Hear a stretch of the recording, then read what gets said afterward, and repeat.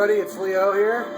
I'm going to be doing another review video. This time it's going to be a Record of Agarest War Part 2. Another Axis Idea Factory strategy JRPG that's come out. It is the third in the series. There have been a 0 and 1. So I do highly encourage that you play those first. Now I would like to point out that the purpose of this video is going to be to kind of go over the differences of the first two games compared to this one, as well as give you some demo footage of battling and everything, since the battle system has been completely revamped. Alright, well, I guess for starters, I'm going to go in here. I want to point out a couple of things now. For those of you who have played the other games, just bear with me. Because there are some similarities that you're probably already going to be familiar with. For starters, in this game, it is a strategy RPG, as I mentioned. That means when you go into battle, you've got a grid that your party members fall into. You can configure them however you want. However, in this game, unlike the others, your party leader determines the formation. There's no more manually selecting spots for each person to sit on the grid. For example, right now, I have this blonde-haired guy, Janus. He is my party leader. And off to the right of the screen, you'll see that's the way my party is going to be defaulted to formation when I'm, initially starting the battle. If I were to, say, switch my leader, you can see the little arrow pointing down, it changes. So there's a reasoning for this that I'm showing you now. I'll extrapolate a little bit more when I start battling later, but your formation is going to be key, obviously. Going into your item and equipment, everything is very similar to your standard JRPG. It's very grindy. There are hundreds upon hundreds of weapons, items, collectibles, and you are required to get all of them to earn a Platinum Trophy, or at least you were in every other game that this company's ever published, so gonna have to assume it's the same for this one, though I'm not 100% sure yet. Next up, your skill sets. Now, this is where things start to differ a bit from the first games. In this game, you have attacks that are set to the faceplate buttons. You can equip different things, each one has certain styles, so I couldn't put, say, Black Mist down here on the square button, but within reason, you can customize which attacks are set to which button, and they produce different effects when combined together. For example, you can see down here on the X attack I have set for this girl, Ava, there's a combined attack for mugging. If I were to go into this, basically her and Janus can go together and create this move. I guess it's probably kind of hard to see on the screen. On the bottom of the little matrix there, where it says green, level 1, if they use their triangle rush attacks back to back, they'll combine together to create mugging. Now, I'm very early in the game, so as you can imagine, the amount of customization is probably going to be expansive. I'm sure there's going to be a huge assortment of combination attacks, but at this point, I'm limited to just a few. Still, though, I'm pretty excited with the thought of how it's going to pan out. Your special skills are just like your SP super attacks in the previous game. Right now, I only have one for each of my characters. I'll show you how you execute those in battle, because it is a little bit different, again, from the other ones. And I guess really there's nothing too much more important to show you in the menus here. I want to get out of town real quick, because one of the biggest changes that I'm super excited about, because I'm a classic JRPG fan, is a fully traversable world map, complete with the little mini sprite for your party member, which is hilarious. I love it. You run around as a little tiny dude on the world, and you can get into random encounters, or similar to Cross Edge, for those of you who played that game, you can hit R1 and just initiate a battle whenever you want. You can see the little map in the corner. That is not the full world map. That's just the continent that I'm on right now. It is set in the world of Agarest, which, if you played the first game, you know there are 5 continents, so I'm assuming you will travel to all of them eventually. But for now, I'm on Lucrelia, which those fans of the series will know was the first continent in the first game. In the corner of the screen, you'll notice something called limit points. It shows me 1690 out of 9,999. As far as I can tell, that's similar to the turn system that they had in the first game. Basically, every time you go through a story event or complete things, that count goes up, I'm going to assume that in order to get the true ending, you need to keep that value underneath a certain amount. You know, in other words, be as efficient as possible as you're playing through the game. You know, I'm just going to get right into a battle here and show you. Easier that way. Awesome battle music. Awesome battle music in this game, just like the rest of the series. I think Motoi Sakuraba is the composer, and he makes amazing RPG music. But anyway, I'm a geek, so don't mind me. So, starting the battle here, you can see I'm in the formation I pointed out earlier, where Janus is the leader. My people are all synced together. I've got, you know, my assortment of commands. I can run away, I can wait, I can attack, use healing. A couple of these are still locked. As you can see, I'm fairly early in the game. One of the coolest things, though, is exchanging. You can now swap party members out at will. And you might have also noticed that I only have 4 members in. That's the limit you can have in this game, not 6.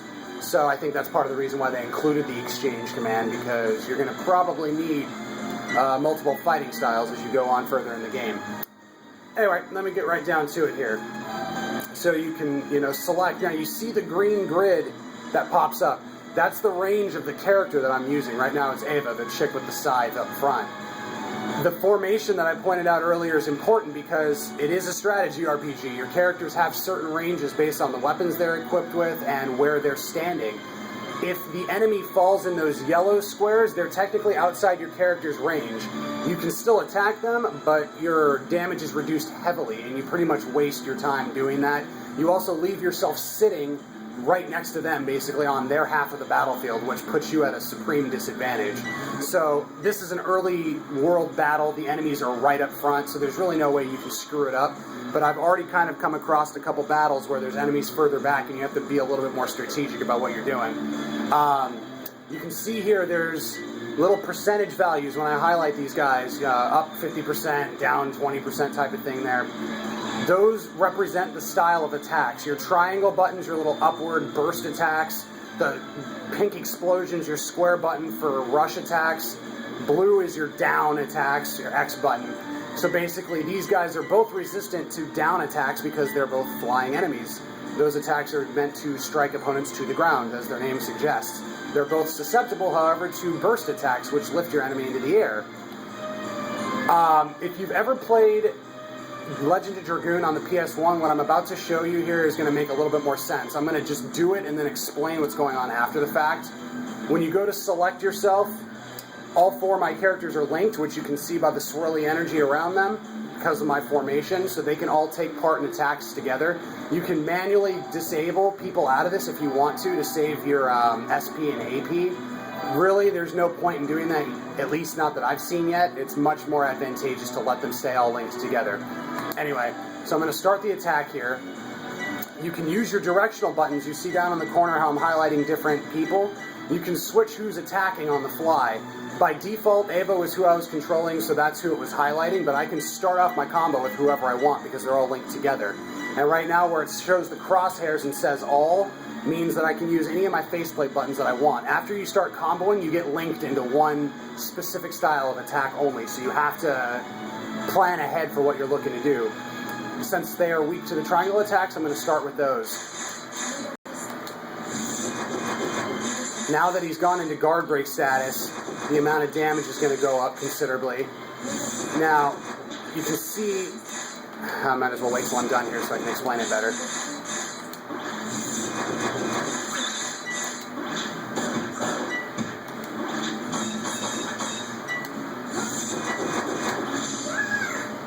Okay. Now, what I just did there, and oh wait, actually, hold on a second. Let me go ahead and use this. There we go. So I got a nice little 60-hit combo. So what you were seeing there is, you know, it kept popping up with triangle, triangle, triangle. The Legend of Dragoon series back in the day had a timing-based battle system. This is very similar to that. You'll hit your first attack, and as soon as the enemy goes into guard break status, that's when it starts to pigeonhole you into one attack. So whatever type of move you use after the guard break is what you're forced into using. There is a stipulation to changing that. I'll get into it in a second. Once you get onto certain attacks, as soon as the animation's done, it'll pop up to hit it again, and if you time it right, you'll probably notice that it says weight bonus on there. your characters have a wait time now. It's not like... How do I explain this? It's not like the old active time battle systems of Final Fantasy.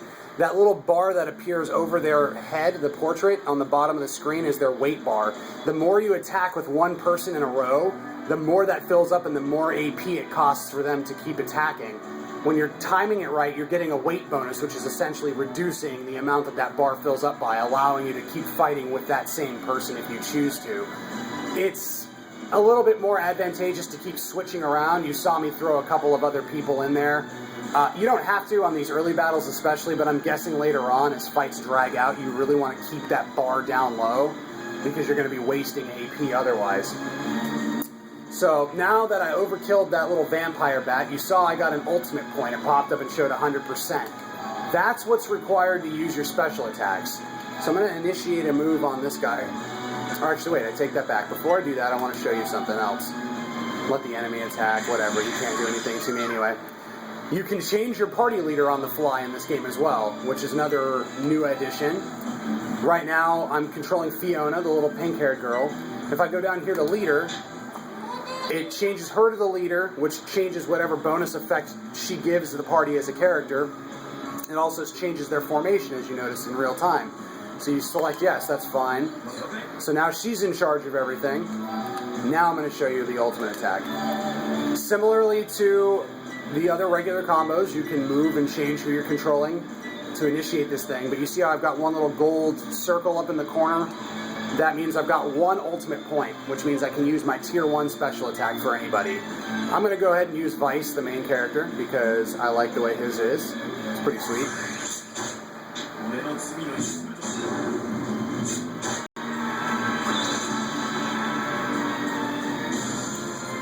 So now that's done. It's already long dead, but I'm going to go ahead and keep on fighting. See now, I just did a combination attack right there. I don't know if you caught it. I'll try and show it again. Watch Ava on the top. As I go attack with him, hers will... I ran out of AP, never mind. You might have seen it in the video. Her value switched to 12, which was significant or symbolic of the fact that they were able to sync together and they did a unison attack. Anyway, I apologize for being kind of all over the place. I really should write out a little script for myself so it's a bit more structured, but as I'm going along, you're kind of getting my thoughts as they happen in real time. Party members outside of the party get experience in this game now. Yay, thank God, because the Agarest series is known for having a cast of 20 plus people, and it gets really annoying only getting experience on like 6 of them. Anyway. Oh, whoops. Okay, got right into another random battle. I'll just breeze through this really quick. As you probably noticed, the animation quality for the characters is much better in this game. So is the attack animation quality.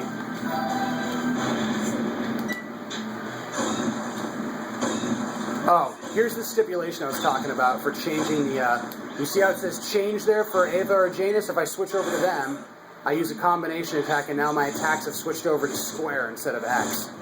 That is the benefit of getting those combination moves. Sometimes they do change your style, so again, it plays into the strategy of the game a little bit later on. You can go through a series of X button attacks, weaken the enemy, then switch it over to square in that case. I'm trying to think, I was about to say something before I did that. Whatever, it's not that important, it'll come to me.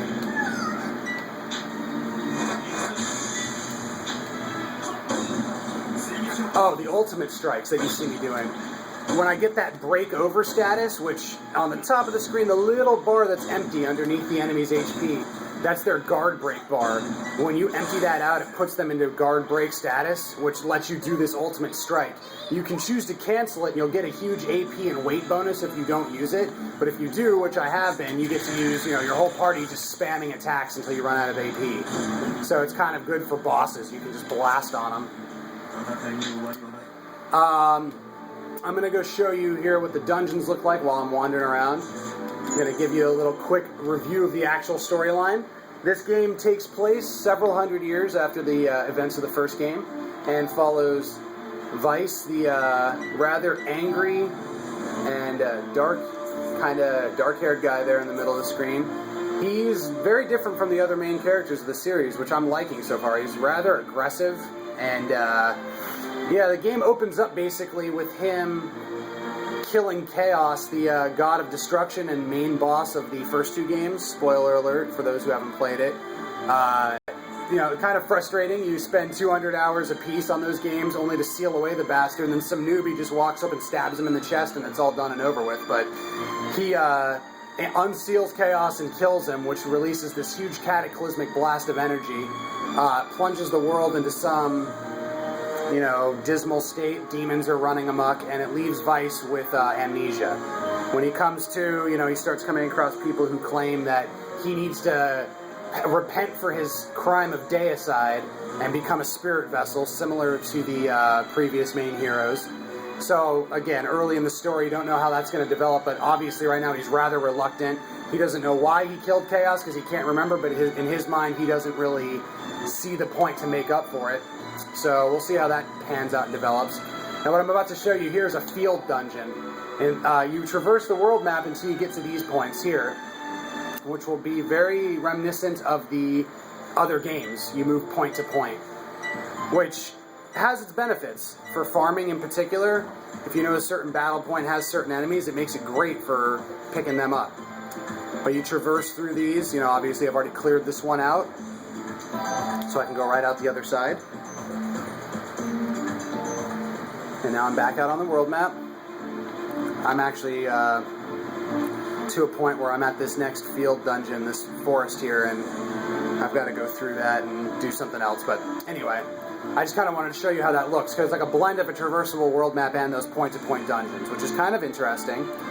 The other thing I didn't mention is the return of titles in this game. In the first two Record of Agarest Wars and Cross Edge, they had in-game achievements called titles. In this game, they're called commissions. Same idea: kill X amount of this amount of enemy, get this kind of item, fight this many times, all that kind of stuff. This game has 384 of them versus the like 150 some that were in 0 and 180 or whatever that were in 1. Big amount increase there, and I'm sure you'll have to complete them all for a trophy, just like the other games. It's an undertaking. These games to Platinum are 300 plus hours, so start them under your own advisement if you're a trophy whore. Still though, with the changes to the battle system being what they were, and I know I didn't really get a chance to show you and explain in great detail, but I'm greatly enjoying this versus the other ones. It's really fleshed out. There's a lot of features I didn't quite get into because I don't fully understand them myself yet, to be very honest. But I'll likely come out with another video as I get further into the game, you know, doing things like, oh, I don't know, massive hits or, you know, combos or something like that, and really breaking down how you do all that. But that's my initial impressions of the game. It's much more fun than the other ones, in my opinion, and definitely a lot of room to do a lot of really cool stuff. So it's a good pickup if you're a fan of the RPG genre, especially the strategy JRPGs. Definitely fits your anime needs. Very in-depth. Lots of customization with the stats like the other ones. I didn't show you that, but the party points have returned, where you can save them up and customize your party however you like. Every time you level up, you get a couple to use, but you can stockpile them and pretty much do whatever you want. Oh, last little point, off topic. If I stand here long enough, even though I have 20 AP left, my turn will end, and you can save your AP that way. There's no way to auto-stop it that I found yet, so you just kind of have to sit there and let it go for a couple seconds, but you don't have to use all your AP. You can save them even after you've started to attack, so it's worth mentioning that. I'm going to use Janus, who is by far my favorite guy so far. He's the Eugene Winfield of the game, and definitely a cool character. I like his little attack there. Circle, I didn't mention this either. Circle's always a ranged attack for everybody, and it doesn't have a combo like how it keeps coming up with square. I'm actually hitting circle each of those times. It just doesn't have its own thing because it's just a generic ranged attack for every person.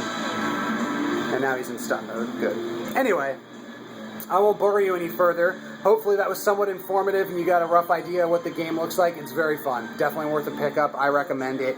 And I will be back with other videos later. Hope you enjoyed, and don't forget to rate, comment, subscribe. Even if you're going to flame me a little bit, I'm always open to criticism. So thank you for watching. Take care.